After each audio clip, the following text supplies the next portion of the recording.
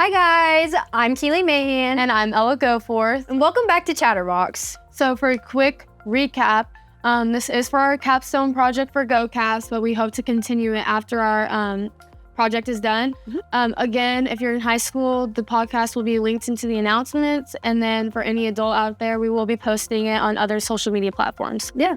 In today's episode, we're going to be talking about balancing being a student and an athlete, because I feel like that's a big thing at our school. Big thing at a lot of schools, but big thing for our school. Yeah, I think we're very sport. What do you want to call it? Centered. Yeah, it's a very sports centered school. Yeah. And I feel like that this should be talked about. So I'm really happy that this is one of our topics. Actually, you're in the middle of a season right now, Keely. I just started soccer. How do you feel like it's my last season? Sad. I know. How do you feel like being in a sport affects your life in school? It definitely makes me work a little harder because I want to have good grades to be able to play, because you have to keep up the good grades. But also it makes me more stressed out because if I was out far away for a game and didn't get home until really late, I don't have time to study for a test the next day or do my homework, which we can do it on the bus. But it's you get no studying time in it. It's so hard to focus. And even doing it on the bus, then your friends are distracting you or your other teammates or whatever. So it just it can get pretty hard, but kind of worth it. I always manage, but it's definitely more stressful. For me, I just played my last season this year. For me, it was really hard, especially my junior year. As we talked about in the last episode, I think junior year is always the hardest year. Yeah. That's just for me. But my junior year with academics, having math, algebra 2, I hate it. I cannot do it on volleyball. I just couldn't. I couldn't focus. I couldn't get any of my stuff done. It was just being a student and playing sports. For me, it was hard because if I'm at an away game, couldn't study. I couldn't get any of my stuff turned in on time because I'm always going home late.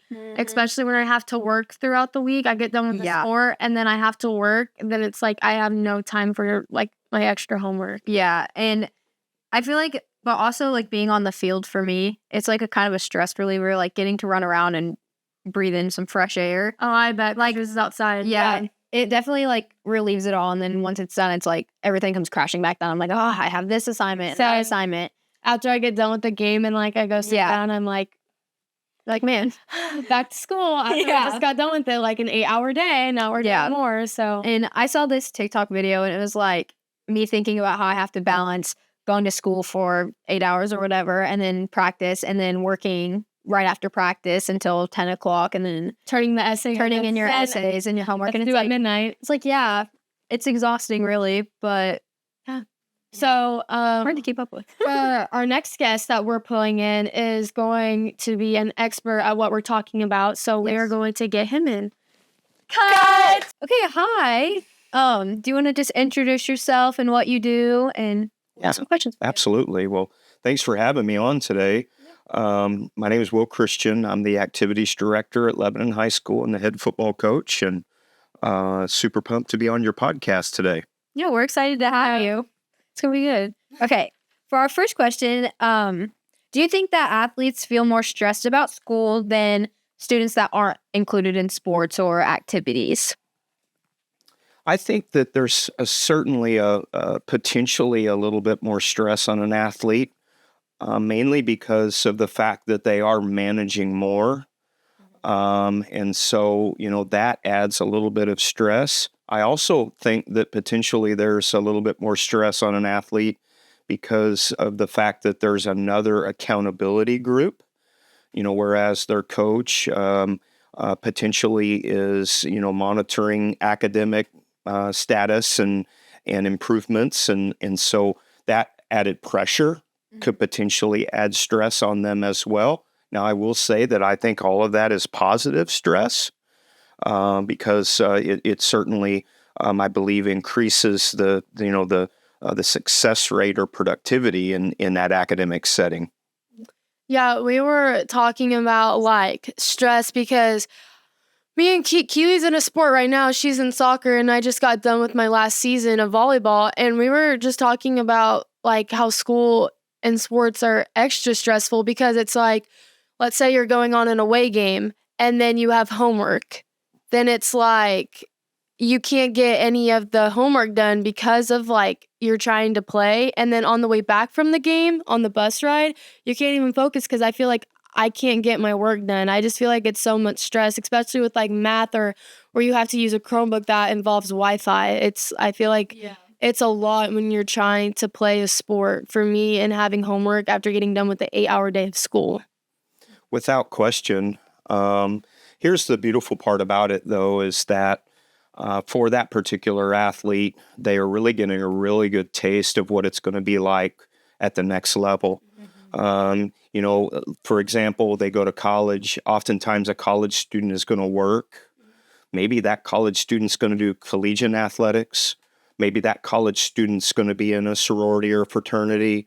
Whatever it might be, time management is critical. So those people, those athletes in high school are getting a little bit of a jump start on what that's going to be like. And then, of course, preparing them for what the real world's like after that, even when you're a parent and you've got jobs and you've got all the other demands that come in. So from the development standpoint, even though it is hard, I think it's often what is best. And one of the reasons why I advocate, obviously, that every kid get engaged in something. Obviously, each activity is not for everybody, but there's an activity for everybody, and the engagement is valuable. Yeah, I definitely agree with that. Yeah, like I think everyone should be involved with the school in some way, whether that be in like a club, art club, drama club, or getting a job, working, like I'll get you do something. Yeah. life. So okay, for another question we have is, do you think as the activities director, do you see an incline or a decline in grades like during seasons or stuff like that? Yeah, definite incline. One of the things that I have to do each and every season is present to our Board of Education, and a part of that presentation is our attendance and academic success rate versus those that are not in activities. Mm-hmm. The purpose of that, obviously, is to continually show that the engagement leads to higher academic status. And it does. Whenever we do that evaluation, GPAs can be up to as much as 6 higher. Attendance can be up to as much as 8% higher.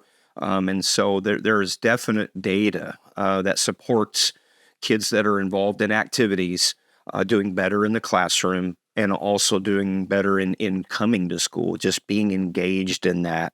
And you already talked about it with the stress and the pressure. Oftentimes when we have stress and pressure, leads us to being more successful. Mm-hmm. Sometimes not, especially if it's not, that positive stress. But when it's that external pressure to do the right things, then certainly that can lead us to being more successful. Yeah, and I feel like a lot of students, like based on this, like going off the stress stuff, a lot of students feel the stress and pressure because they don't want to let their coaches down. Like I feel like a lot of students really look up to their coaches and they just don't want to let them down. They want to make their coaches proud of them, whether that's just keeping good grades, not just playing good or doing good in their activity.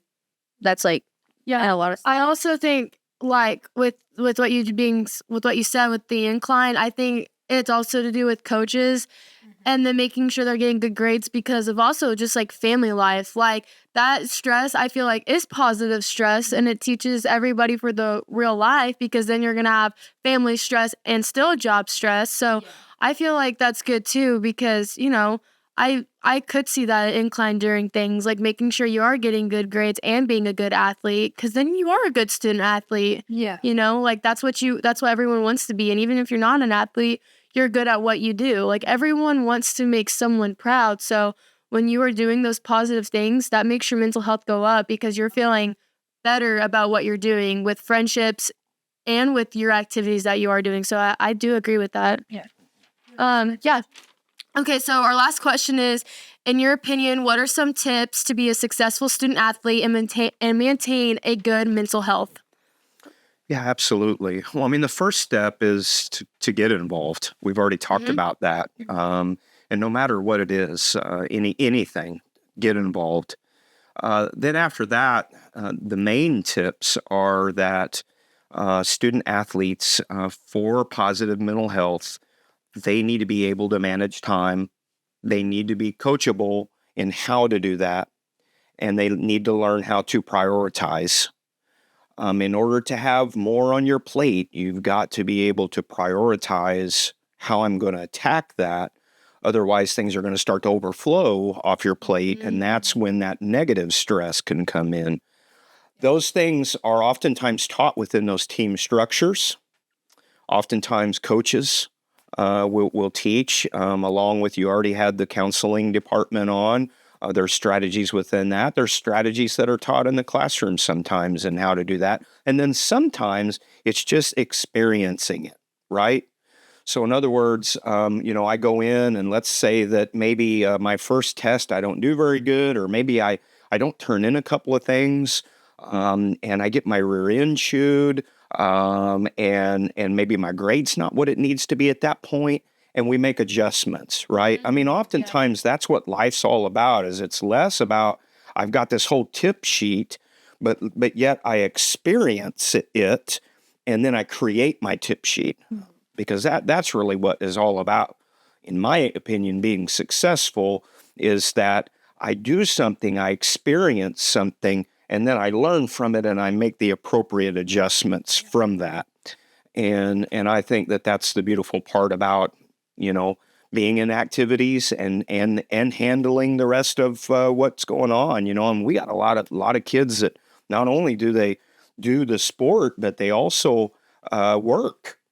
And so they're really diving into what it's like, and they're the ones that are going to be the most prepared for that real world setting. Yeah, and I brought that up to Ella earlier. How some kids, they'll go to school and then go straight to practice, and then right after practice straight to work, and work till sometimes 10 o'clock at night. And sometimes, like, even Keely, I do remember, like, Keely getting home at, like, maybe, like, 1 a.m. Yeah. Because I used to work at the movie theater here in town, so I had pretty late nights because we're open late because movies. Yeah, even like in the summer and the weekends when it was like, you have vacation. Oh, Ella stalks me, I guess. But yeah, I had some pretty late nights, and I started last year, like at the beginning of soccer season, and I was so exhausted all the time, but it definitely taught me good time management. Like, I'm glad that my parents pushed me to get a job and still pushed me to play soccer at the same time, because it really did teach me, like, it brought me up and taught me good time management, how to balance school and all of that. And I honestly feel like with people who aren't like in the school and like in anything, whether that be sports related or not even in like a club or anything, I feel like that will bring their mental health down. Yeah. As like, I think that anybody would agree with that. So I know like being a student athlete can be super stressful, but I can imagine like how stressful it could be without being in anything else. Yeah. That's what pushes you to be in a real life situation and have a job and get those skills of talking and learning to put everything on your plate. So even though all those things are stressful, like he said, like I didn't even realize that was positive stress, but definitely positive stress. Yeah, it definitely, being a part of a team is definitely something I wish everyone could experience, or being a part of a group like that, because your teammates do end up being like your family a lot of the time, and your coaches, like, I have always loved all of my coaches, and Lebanon definitely has some great coaches. Yeah. Like, we definitely have some great coaches, but there's nothing like the brotherhood or sisterhood. And that's something that I think people really miss when they start to, put value in the activities. I think some people put way too much value in the win-loss column, put too much value in the collegiate aspect of chasing this college scholarship, when really the bottom line are all the lessons that you all have talked about in your podcast here, and then those relationships that you'll have forever. Yeah. I've moved away. I don't see hardly any people, but I still talk to 2 teammates from when I was in high school today. So it's a lifelong deal, no doubt about it. Well, we really want to thank you for coming on the show. Like, it means a lot to us, and we've actually learned a lot. Like the whole positive stress thing, the whole data thing that you talked about. That we actually learned a lot than I think what I expected to learn. So we thank you for coming on the show, and I'm sure the student athletes and their families are going to appreciate you coming on this show. Maybe to learn a little bit more. Maybe like push their kids to get more involved, or maybe the kids will be more involved. So yeah. We thank you for coming on. Happy to do it. You guys are doing a really nice job. Thank you. All right. Thank you, guys. Again, the Google form will be linked in the announcements for you guys to give us feedback, positive or negative. And for adults out there, it'll be on social media platforms. So you guys can fill that out and give us your feedback. Thank you. Thank you.